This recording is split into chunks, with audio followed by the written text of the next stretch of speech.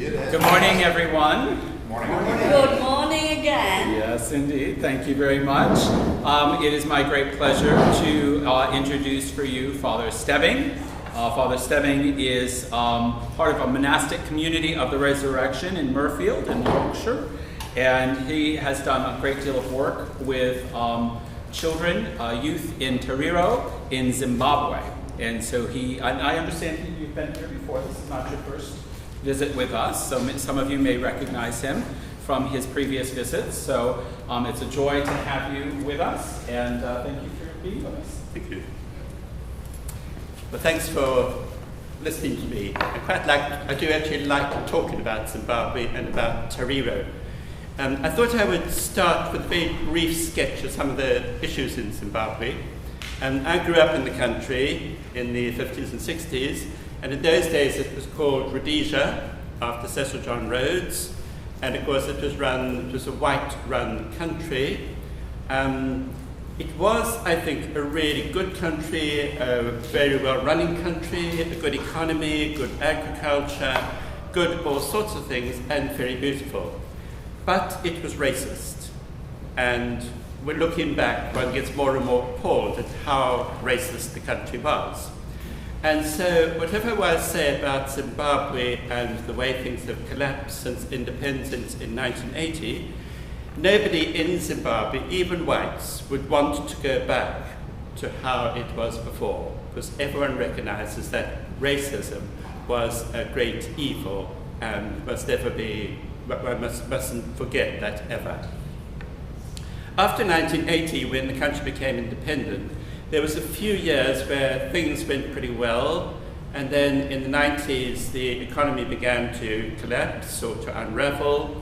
The government became more and more stupid or more corrupt, depending on your point of view. And by the year 2000, the country was in serious trouble. And we got serious, I'm told we had the worst inflation that any country has ever known in the world.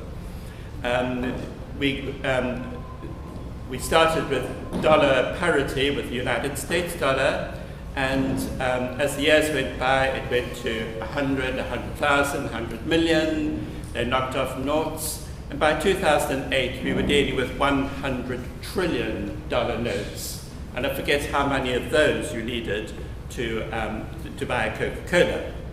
So it really, really was an appalling time. In 2008, it finally collapsed, and we went on to the United States dollar.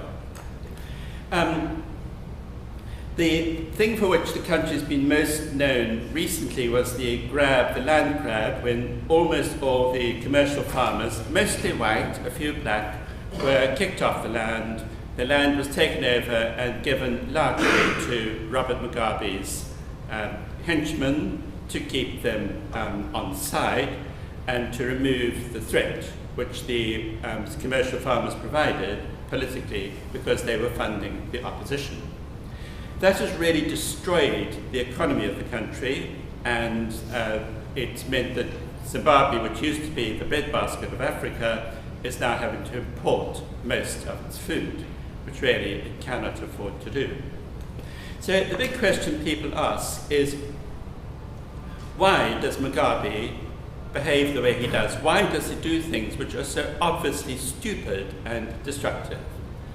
And, well, there are complicated answers, but I think the simplest answer is probably the truest, that Robert Mugabe has always been terrified of being assassinated. From the moment he became Prime Minister or President, he has had to travel everywhere in a cavalcade of armored cars. And his response to any kind of opposition is to smash it, never to negotiate. So in the early years of independence, in the 1980s, there was the Matabele in the southeastern districts began to oppose some of his measures, and he simply sent in Korean trained troops to kill, and they killed 20,000 people. When he realized that the commercial farmers were providing opposition, his move was just to destroy them, to make life safe for himself. He doesn't care what happens to the rest of the people. So that, I think, if you keep that in mind, that explains a lot of the disasters through which my lovely country is passing. Now, of course, when you from this end speak about it, you just see a kind of bleak economic situation. But actually, of course, when you go there are real people, really nice people, and there are the young people. And my moment with Tariro came in about 2008 when I was in a rural area talking to a young 16-year-old, and I realized that this 16-year-old had nothing to look forward to in life. His education had not been very good. He couldn't go on because he couldn't afford it. There were no jobs for a person like him. To stay in the rural areas looks beautiful, but surviving as a peasant farmer is jolly hard work, and it's got more and more difficult for various reasons. The likely future for this boy was either to get involved in political violence, because Robert Mugabe's party fed them and gave them drugs so that they could go and beat up the opposition, or get careless, enjoy himself, and get AIDS and die. So at 16, this boy's likely life would be probably another 10 years, and he would very likely die of political violence or of AIDS. AIDS has been a terrible epidemic in the country. I forget the statistics change, but something like 1 out of 5 adults are infected with AIDS.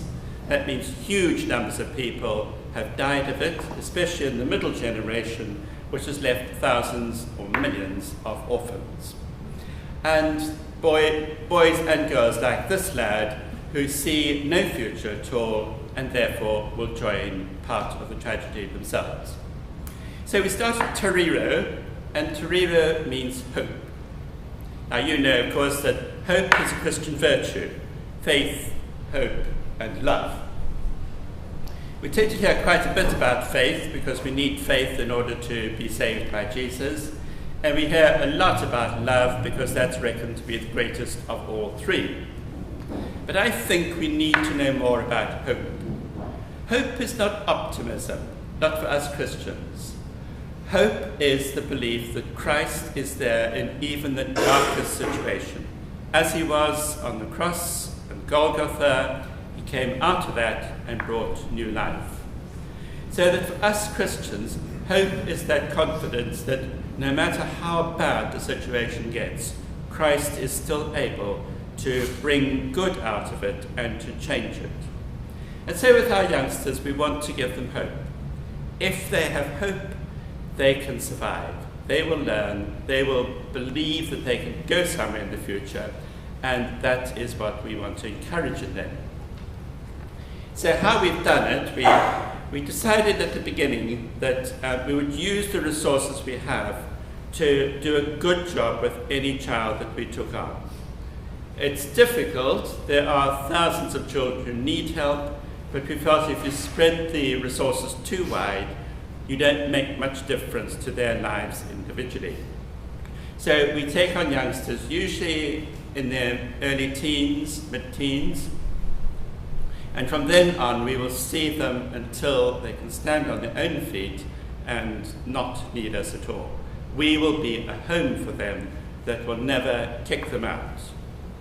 So we have a house in Harare, and it's in quite a nice suburban area. In fact, the owner is a Zimbabwean diplomat now working in France. But so she lets us have the house at quite a reasonable rent. And we have 17 young people aged between about 15 and 25 living there, under the care of one little nun who stands about that high. And there are about 7 or 8 girls, and boy, does she watch every one of the girls and the boys. Nobody gets around Sister Plaxides. She is ferocious.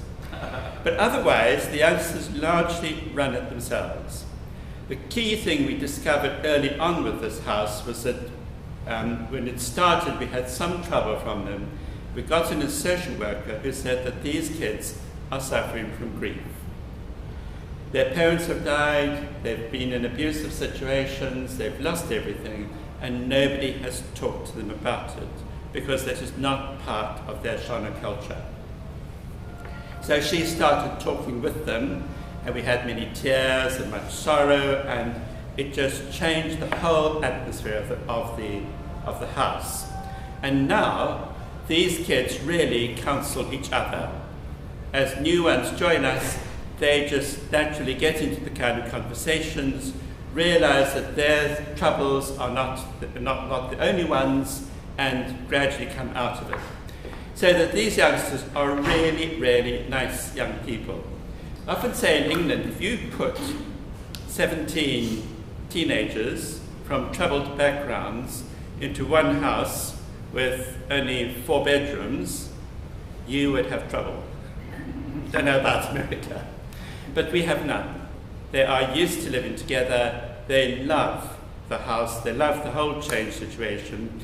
And I recently had a bishop who came to visit, the Bishop of Tonbridge, who wrote afterwards, "I have just been to possibly the most inspiring place I've ever been to in my life." And it was quite simply that those youngsters are such nice, relaxed, pleasant young people that you would not believe the troubles they've had in their lives. That's the house in Harare, but there are other groups. There's 3 other groups we have which grew up in a Chauncey kind of way. One in the eastern districts at St. Augustine's Mission, Kanalonga, one down in a place called Chipinge, and one in another place called Chirugwi.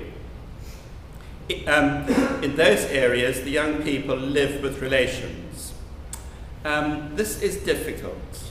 In childcare world these days, the accepted wisdom is that children's homes are bad.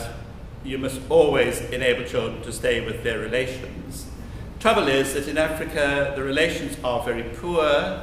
There's not enough food. The situation is very crowded. If the children are trying to go to school, they can't study properly at home, and there is a lot of abuse. So living with relations is not always a good thing. But anyway, we started these groups, usually with primary school children who grow into secondary school children. And that also has been very, very encouraging. The trouble is that our kids, as soon as we started caring for them, paying their fees, giving them uniforms, making sure they got proper food, and then also giving them some counselling, their work improved enormously. And of course, they're doing so well now that I can see them going on, studying more and more, and quite a few already are getting to tertiary level. We've got 2 in university at the moment. Actually, over the whole project, we've got about 6 in university, which is amazing. The trouble is, of course, as they grow older, as those of you who have children know, they get more and more expensive. And so as we keep them, we just see our budget getting bigger and bigger. And that's the scary part for me. And I'm afraid I made it worse myself, because we had quite a few youngsters who were doing really well. And so I decided to take them out of these rather unsatisfactory home situations and put them in Anglican boarding schools.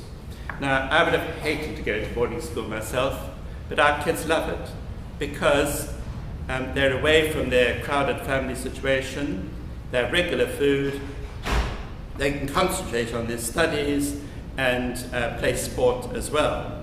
So they think it's heaven. And the results immediately justified this move, because immediately their work improved, and we've now got some really, really good young people coming up to public exams. The only trouble, of course, costs 3 times as much. That, frankly, is why I'm in this country. I've got to find some money to pay for these kids so that they can keep on performing as they do. Just to give you a couple of examples at sort of different kinds of work we're doing with them. A boy called Christopher. Christopher was in a children's home with his twin brother, and the home closed because it had got into such a bad state.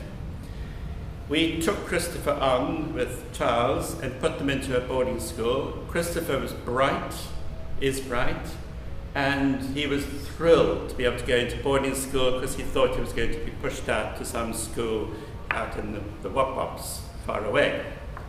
Unfortunately, Christopher's behaviour didn't justify, and within weeks he had stolen an iPad from another boy.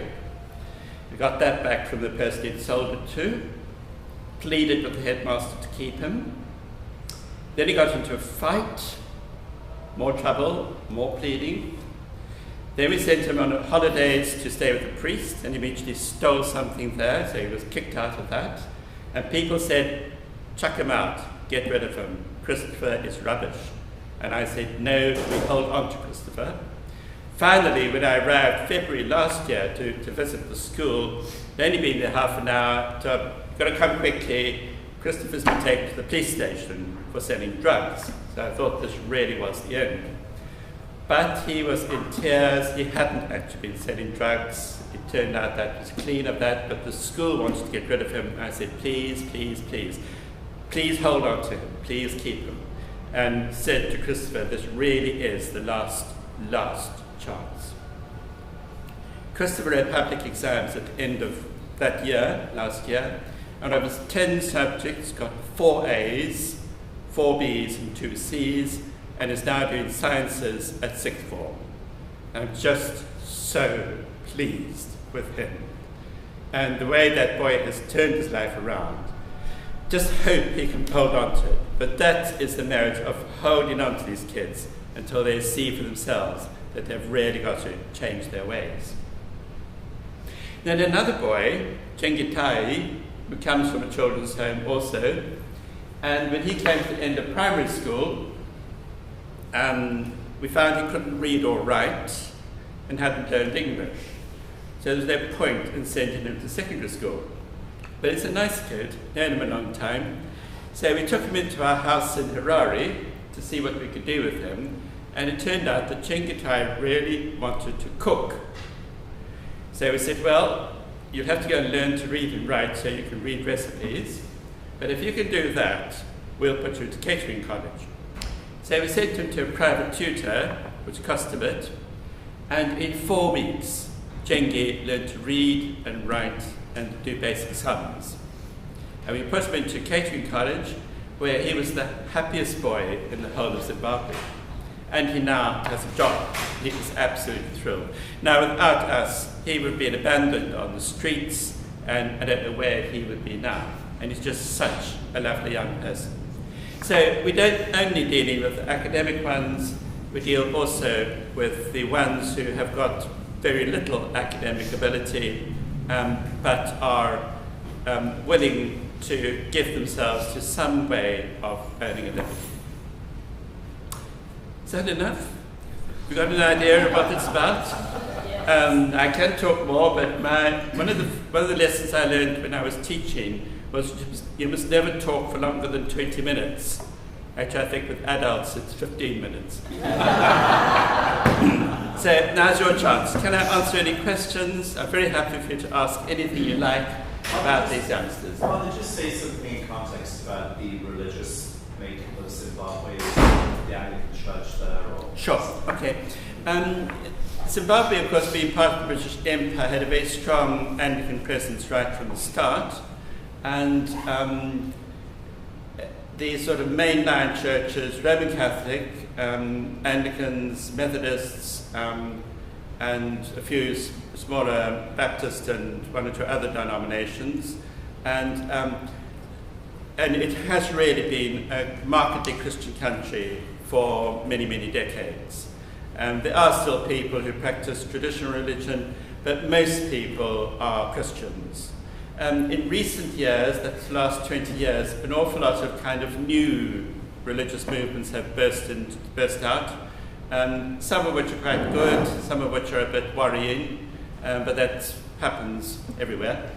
The Anglican Church has been through some problems. It's problems of leadership, problems of poor clergy training. And we actually did have a split about 5 years ago, which went on for about 5 years, so it started in 2007, and that was politically motivated. And in a rather extraordinary time, the two of the key bishops, wanted to pull their diocese out of the Anglican Church so that they could run them as sort of independent churches, supporting Robert Mugabe. And the large part of Anglicans in those dioceses just refused. So the police were sent in and literally drove them out of their churches, and nice upper middle class congregations and mission congregations were literally driven out by the police, sometimes dragged away from the communion rail, and churches could only be used by those who supported Robert Mugabe. I used to go to, well I still do go to the mission that my community used to run, and the sisters there were faithful to the true Anglican Church. In fact, 3 of them were once arrested and put in prison overnight because they'd been to a mass from outside of the church. But I couldn't go there through the main gate because I'm white, so they could recognize me straight away, so I was banned. So in fact I used to go through the back way, over the mountains, under cover of darkness. Once did that with a white sister from England and a couple of others, and we sort of came up. It was all quite exciting. It wasn't really seriously dangerous. I think it was the right level of fear and danger. As I get out, see the sisters, find out how our kids were getting on, and then sneak out the back way. So that was quite fun. The biggest church in the country is now Roman Catholics. They are just much better resourced. But the effect of this time of persecution has been largely good. At least in Harare diocese, where they had a very bad bishop, they really rejected him completely, and the experience of this 5 years of persecution has given depth and strength to the congregations. In the other diocese of Manicaland, it was a much more divided situation, and the problems have remained. That's much more difficult to work with. But they do now, thankfully, have 5 very good bishops. Bishops are, in the past, you've had some fairly dodgy ones, but the present ones are very good. And actually, we're getting some really well-qualified clergy. I'm actually off to Neshota House on Wednesday, because 4 of our young priests from Harare are studying there to become theological educators, and I want to see them before they go back. So it's a good situation with the church there, and I think there are problems. You go to services and find full churches, big churches, 1,000 communicants in the black areas. So it's very, very impressive, very invigorating, wonderful African singing and wonderful worship. I think the level of Christian knowledge is pretty small. It's pretty superficial, and very hard to see how you can make a significant change when you're dealing with such large numbers of people. But I think that's the challenge that the country has to accept, the church has to accept, is really to try and get their people better educated. I should have said, just going back to Tariro, that it affects the church too. I live in a monastery in Zimbabwe, Benedictine monastery, which you've met some of my brethren. But I am allowed to go to Zimbabwe twice a year for a month each time, to visit the young people, to see how our money is being spent, to collect stories and bring them back so I can raise some more money. And this also means I can work with the church while I'm there. So it's actually rather a wonderful deal for me that I can live in my monastery for a large part of the year, but still go to my home country, still enjoy the Shona people, still see my lovely children, and also satisfy our sponsors that the money is being well looked after and well spent. So it kind of ticks all the boxes. So that's, is that right? Anything else, yes? I take it that the work you're doing in Zimbabwe is a mission of the community of the resurrection. And I was wondering if there are NGOs or people you organizations you were associated with that are helping. With our work, it's we have a separate charity, so although the community supports us, it's not really the community's work. They naturally support me and in various ways support like that. But otherwise we are an independent charity. There are a lot of NGOs working in Zimbabwe. They have to be pretty small. And like us, you keep your head, keep below the radar. Then you don't get troubled too much by the government. But we don't actually do anything with them because they've got their jobs, we've got ours. And I'd rather raise money from overseas than take money from people in Zimbabwe until the situation changes. Is it all a matter of, do you mostly just go to, for instance, individual parish churches, or do you go to? For myself, I work through Anglican churches, and that's because those are my contacts, and other people are doing similar kinds of things. And that's actually one of the things we look forward to. You know, people keep saying what's going to happen in the future. I don't know. But I have hope. Because Robert Mugabe must die. And nothing will happen until that happens. And then there are some good leaders in the country if they can get into place. But there are a lot of people like our own who over the last 10 or 15 years have been working to hold society together, to build the links, to create new situations for people. And I would like to hope that when Mugabe dies, ZANU-PF will implode because they are so divided against themselves, and that people will find that there is already a kind of working, functioning society beneath that. And that quite quickly people will step up and be able to start turning the country around. That will depend on prayer. I was in Zimbabwe in 1980 when we brought the civil war to an end, and it was astonishing the way the war just stopped. And I think that was people's prayer. I had 8 years in South Africa where apartheid was much more violent. Everybody expected a bloodbath when the new order changed in 1994. And apartheid trouble in the Natal area, it just happened beautifully without any violence at all. Again, people's prayers. So that's really, you can never really prove that your prayers do anything.